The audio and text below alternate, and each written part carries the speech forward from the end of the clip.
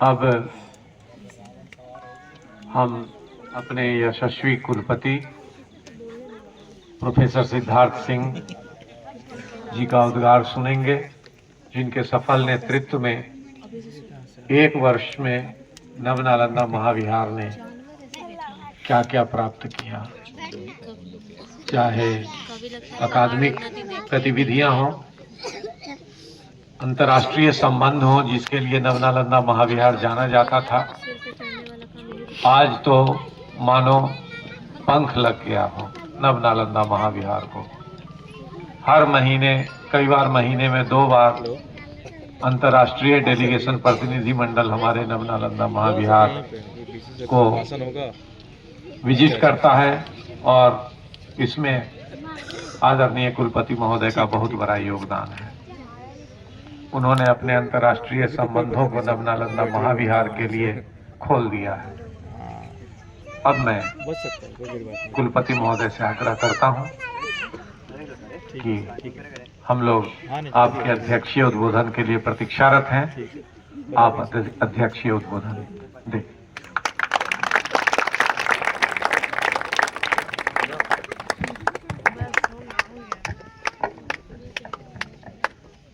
नमो तस् भगवतो अर्हतो सम्मा संबुद्धस्स। मंचासीन विद्वद्गण, मेरे समक्ष उपस्थित नवनालंदा महाविहार परिवार के विभिन्न अध्यापकगण, छात्रगण, गैर शैक्षणिक कर्मचारीगण और इन सबसे ज्यादा महत्वपूर्ण भिक्षु संघ एवं भिक्षुणी संघ, सर्वप्रथम आज मैं इस आयोजन के सफल संयोजन के लिए, हालांकि ये नवनालंदा महाविहार का आयोजन कहलाता है, लेकिन इसके संयोजन की जिम्मेदारी बौद्ध अध्ययन विभाग महत्वपूर्ण ढंग से निभाता चला आ रहा है। तो सबसे पहले मैं बौद्ध अध्ययन विभाग को, प्रोफेसर राणा पुरुषोत्तम जी को, डॉक्टर मुकेश कुमार वर्मा विभागाध्यक्ष एवं उस विभाग के विभिन्न सदस्यों को बधाई देना चाहता हूं कि आप लोगों ने बहुत सफल आयोजन किया है। और महाविहार की वो जो परंपरा हमारे पूर्ववर्ती निदेशक महोदय डॉक्टर रविंद्र पंत जी ने शुरू की थी, उसको कायम रखा हुआ है सफलता के साथ। और इसी महीने 19 तारीख को जो लोग नए हैं, जो लोग बौद्ध अध्ययन बहुत नहीं जानते हैं, उनसे जिक्र करना चाहूंगा कि भगवान बुद्ध के यदि चार सबसे महत्वपूर्ण शिष्यों के नाम लिए जाएं, तो उसमें सारिपुत्र, मोग्गललान, महाकाश्यप, जिन्हें पाली में महाकश्यप बोलते हैं, और आनंद, ये चार तो निश्चित तौर पे किसी भी परंपरा में, सिर्फ थेरवाद या पाली परंपरा में नहीं, सारे संस्कृत परंपरा ले लें, कोई दुनिया की बौद्ध परंपरा ले लें, इनमें मिलेंगे आपको। उनमें सारिपुत्र और मोग्गललान को मैं प्रायः मजाक में बोलता हूं कि जय और वीरू की जोड़ी है। दोनों ने एक साथ ये तय किया था।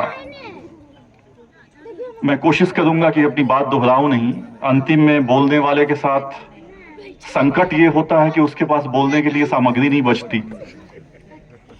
सुविधा ये होता है कि वो बहुत जल्दी मुक्ति पा सकता है। तो सारिपुत्र और मोग्गललान दोनों ने एक साथ ये प्रतिज्ञा की थी, ये संकल्प लिया था कि जिसको पहले ज्ञान की प्राप्ति हो जाएगी, पाली साहित्य में एक प्रकरण मिलता है सारिपुत्र मोग्गललान पबज्जा कथा, कि कैसे दोनों ने प्रवज्जा ली। वो दूसरे को ये ज्ञान अब शेयर करेगा, बताएगा। और जैसा कि पहले जिक्र हुआ है कि संजय परिव्राजक के वो शिष्य थे, एक दूसरी परंपरा थी कि एक तीर्थंकर थे, एक संत थे, उनके शिष्य थे। और सारिपुत्र अस्सजी नाम के एक बौद्ध भिक्षु को देखते हैं और उससे पूछते हैं कि आपके चेहरे पे आभा है, आप दिव्य शक्ति से संपन्न दिख रहे हैं, आप किसके शिष्य हैं? तो उन्होंने बोला मैं महाश्रमण का शिष्य हूं, शाक्य मुनि बुद्ध का शिष्य हूं। तो उन्होंने बोला कि आपके शिष्य, आपके गुरु का क्या ज्ञान है, क्या वो सिखाते हैं, क्या उनका दर्शन है? और अस्सजी ने जो बात सारिपुत्र से बोली वो आप आज दुनिया के किसी बौद्ध देश में चले जाएं, आज भी चार आर्य सत्य की बात बचपन से हम लोग पढ़ते हैं तो प्राय हमें भ्रम हो जाता है कि चार आर्य सत्य बौद्ध धर्म का मूल आधार है, लेकिन नहीं, बौद्ध धर्म का मूल आधार चार आर्य सत्य नहीं है। वो दर्शन है जिसे पटिच्च समुत्पाद या प्रतीत्य समुत्पाद कहते हैं, या लॉ ऑफ डिपेंडेंट ओरिजिनेशन कहते हैं, या थियोरी ऑफ इंटरडिपेंडेंस कहते हैं। अस्सजी ने सारिपुत्र को, यानी सारिपुत्र ने वो प्रश्न नहीं किया होता तो बौद्ध धर्म अपने इतने मुकम्मल रूप से सिर्फ 2 पंक्तियों में नहीं आया होता जो अस्सजी ने उत्तर में बोला। लंबी चौड़ी व्याख्या नहीं की उसने बौद्ध धर्म की। उसने बोला ये धम्मा हेतु पभवा तेसम हेतुम तथागतो आह तेसम चयो निरोधो एवं वादि महासमण होती।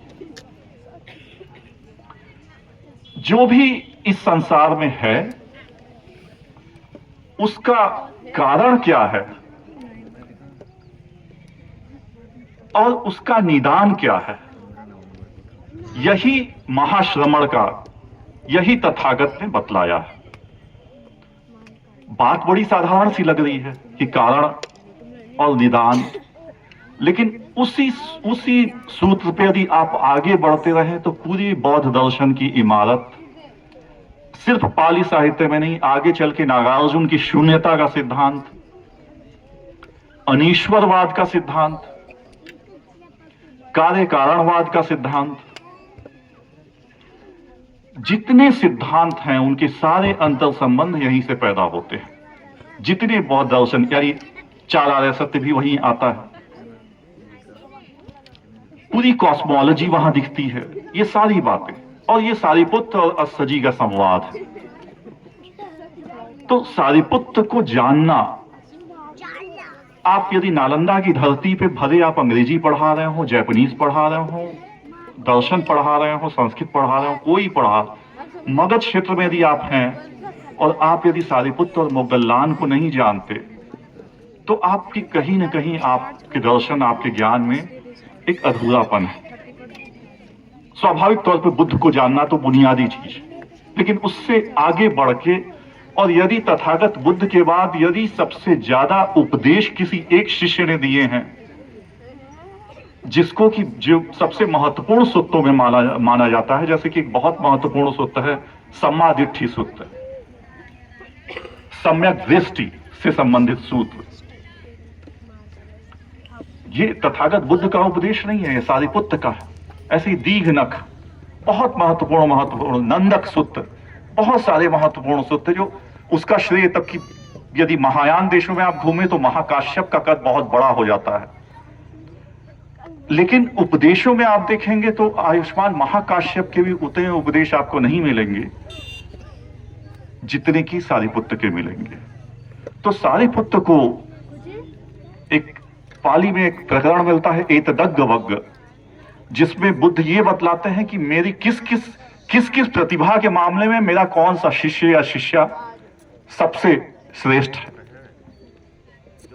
तो शुरू में ही तीसरी पंक्ति में एतदग्ग वग्ग में शाक्य मुनि बुद्ध बोलते हैं कि महापय्यानम यदिदम सारिपुत्तो, महाप्रज्ञा के मामले में यदि बात की जाए, महान प्रज्ञा के मामले में, तो जो व्यक्ति श्रेष्ठतम है पूरे संघ में वो सारिपुत्र है। उसी की अगली पंक्ति में मोगल्लान का भी जिक्र करते हैं, जिनकी बात मैं 19 तारीख को कर लूंगा। इद्धिमंतानम यदिदम मोगल्लान, की महामोगल्लान की जो रिद्धियों का के मामले में जो श्रेष्ठतम है, क्योंकि महामोगल्लान को माना जाता था कि वो उनके पास सिद्धि प्राप्ति थी और वो अपनी सिद्धियों से कुछ भी कर सकते थे, तो इसलिए उनकी एक दूसरी प्रतिभा थी। तो सारिपुत्र, और अभी मैं ताइवान से लौटा हूं। मैं जापान में जब था तो मैं सबसे प्रसिद्ध एक विश्वविद्यालय है जिससे भी हाल में हमारा संबंध फिर स्थापित भी हुआ, BHU में मैंने किया था, फिर नालंदा भी आए, ओतानी विश्वविद्यालय। उसमें मुझे पता चला कि एक वृक्ष है ऐसा जो कि सारिपुत्र को समर्पित है। यानी इससे आप लोकप्रियता का, अभी ताइवान गया तो ताइवान में उनकी प्रतिमा सारिपुत्र की, चीन में आप जाएं तो सारिपुत्र की प्रतिमाएं, दुनिया के किसी बौद्ध देश में चले जाएं तो आपको सारिपुत्र की प्रतिमाएं दिखाई पड़ जाएंगी। ये एक बहुत महत्वपूर्ण संदेश है। और यदि पाली साहित्य की बात ही न करें, आगे यदि संस्कृत साहित्य की बात करें तो शारिपुत्र प्रकरण नाम का बहुत महत्वपूर्ण एक ग्रंथ है। तो सारिपुत्र को जानना, इस जमीन को, इस धरती को नमन करना, ये महाविहार जब स्थापना उसकी हुई तो उसके दृष्टाओं ने, परम पूज्य भिक्षु जगदीश काश्यप जी ने, और उसके बाद आगे की परंपरा के विभिन्न निदेशकों ने जो दृष्टि रखी समाज से, क्योंकि बौद्ध धर्म का बुनियादी स्वरूप है समाज से जुड़े रहना, और कहीं ना कहीं समाज से एक लंबे समय में 2500 वर्षों में कट गया था। इसलिए इंगेज्ड बुद्धिज्म जैसी अवधारणाएं आई कि भाई समाज से फिर बौद्ध भिक्षुओं को, भिक्षुओं को और बौद्ध अध्ययन के लोगों को जोड़ना चाहिए। और नव नालंदा महाविहार ने ये भूमिका बहुत अद्भुत ढंग से, भारत के किसी विश्वविद्यालय के पास इतने सुंदर उदाहरण नहीं है जितने सुंदर उदाहरण इस विश्वविद्यालय के पास हैं, जिसमें वो समाज के बीच में बार बार जाता है और समाज के बीच में जाके आयोजन करता है, उनको जोड़ता है, लोगों को जोड़ता है। आप लोगों में से तमाम लोगों से मैं आग्रह करूंगा कि जेठियान वाला जो आयोजन होता है उसे आप देखें, कैसे पूरे विश्व से बौद्ध भिक्षु भिक्षुणियां आते हैं और उसका की भूमिका, मुख्य भूमिका, उसके केंद्र में नव नालंदा महाविहार होता है। नव नालंदा महाविहार ने पिछले 2 वर्षों से महाप्रजापति गौतमी को समर्पित यात्रा भी शुरू की, जिसके चलते वैशाली तक हम लोग जाते हैं, क्योंकि केवल भिक्षुओं का ही सेलिब्रेशन केवल भिक्षु अरहतों का ही क्यों हो।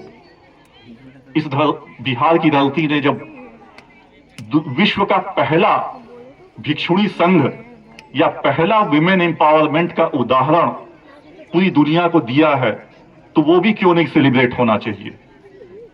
तो वैशाली में महाप्रजापति गौतमी की यात्रा, सारिपुत्र की यात्रा, मोगल्लान की यात्रा, जैसा पिछले साल मैंने बोला था, क्योंकि मैं नया आया था और पहले मैंने विदेशों में कुछ भी पीस वॉक्स अटेंड की हैं। अमेरिका में पीस वॉक किया है, स्वीडन में पीस वॉक किया है, क्योंकि नोबेल लॉरेट्स को, जो नोबेल पुरस्कार, शांति पुरस्कार पाने वाले लोग होते हैं, उनको डेडिकेट शांति यात्रा होती है।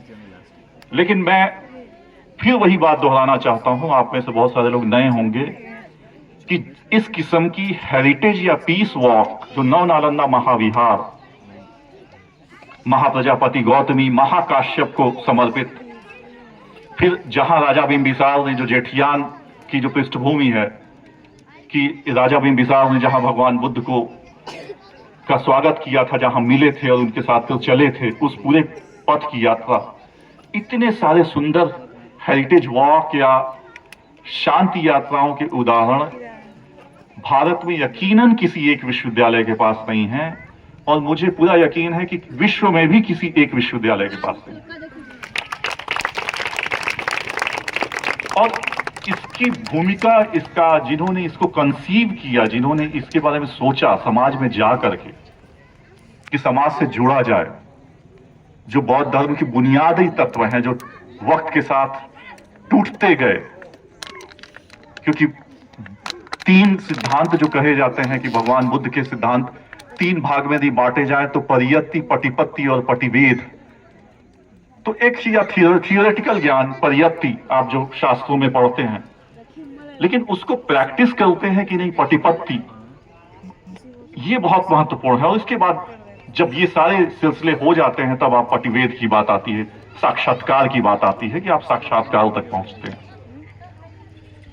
तो जो पटिपत्ति का रास्ता है उसको प्रैक्सिस जिसे बोलते हैं, थियोरी एंड प्रैक्सिस का जो रास्ता है वो नवनालंदा महाविहार ने चुना है।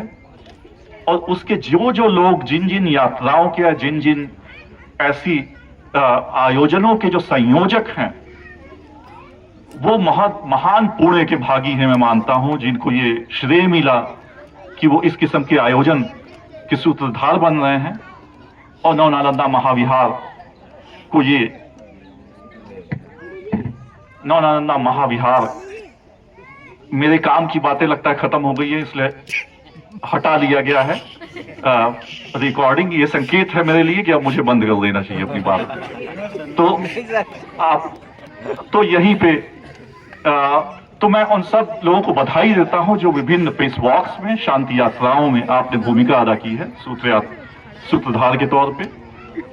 और बहुत सारे नए चेहरे हमारे विश्वविद्यालय में जुड़े हैं, विभिन्न नए विभाग स्थापित हुए हैं, टूरिज्म मैनेजमेंट का हुआ है, पीस स्टडीज का हुआ है, जैपनीज चाइनीज के हुए हैं, इन्वायरमेंटल, ये सारी चीजें जो जब आप नए अध्यापक जो आए हैं हमारे यहाँ जब आए होंगे तो आप सब अपने आप में, चाहे इन्वायरमेंटल स्टडीज हों चाहे वो शांति अध्ययन वाले हों, सब कहीं न कहीं आप पाएंगे कि आप रिलेट कर पा रहे हैं इस पूरे आयोजनों से। और मैं आप लोगों से आग्रह करूंगा कि आप अपने अपने क्षेत्र में, क्योंकि नालंदा में आप पढ़ रहे हैं, पढ़ा रहे हैं और बौद्ध अध्ययन के ऐसे स्तंभों से आप परिचित नहीं हैं, तो आपकी पूरी पढ़ाई मुकम्मल नहीं हो रही है, आपका पढ़ाना भी मुकम्मल नहीं हो रहा है। तो इसलिए आप इस धरती पे रहने का अधिकतम जितना ज्ञान और जितनी संस्मरणों के रूप में, स्मृतियों के रूप में, ज्ञान के रूप में, अनुभवों के रूप में जितना ज्यादा से ज्यादा ले सकें उतने आप समृद्ध हो सकेंगे। वही आपका भगवान बुद्ध के प्रति, वही आपका आयुष्मान सारिपुत्र के प्रति, मोगल्लान के प्रति और उन तमाम भगवान बुद्ध के शिष्यों के प्रति और पूरी बौद्ध परंपरा के प्रति आपका समर्पण होगा, आपकी पूजा होगी। और इस भावना के साथ आप हर इस ऐसे आयोजनों में भागीदारी ही मत कीजिए, उसकी अनुभूति अपने अंदर समाहित कीजिए और कोशिश कीजिए कि उससे ज्यादा से ज्यादा ज्ञान ले सकें। और कैसे आप अपने विषय में, जिस विषय को आप डील कर रहे हैं, चाहे वो हिंदी है, अंग्रेजी है, संस्कृत है, कैसे आप उसे कनेक्ट करके एक नया शोध कर सकें, नई दृष्टि दे सकें अपनी आगे के शोध में। यही एक बड़ी भूमिका होगी। और नवनालंदा महाविहार, मैं आपको आश्वस्त करता हूं कि ऐसी सारी भूमिका में उसके संरक्षक के तौर पे और आप लोगों के साथी होने के नाते मैं हमेशा आपके साथ खड़ा रहूंगा और जो भी सहयोग होगा और जो भी आप लोगों को मदद होगी मैं करूंगा। बहुत धन्यवाद।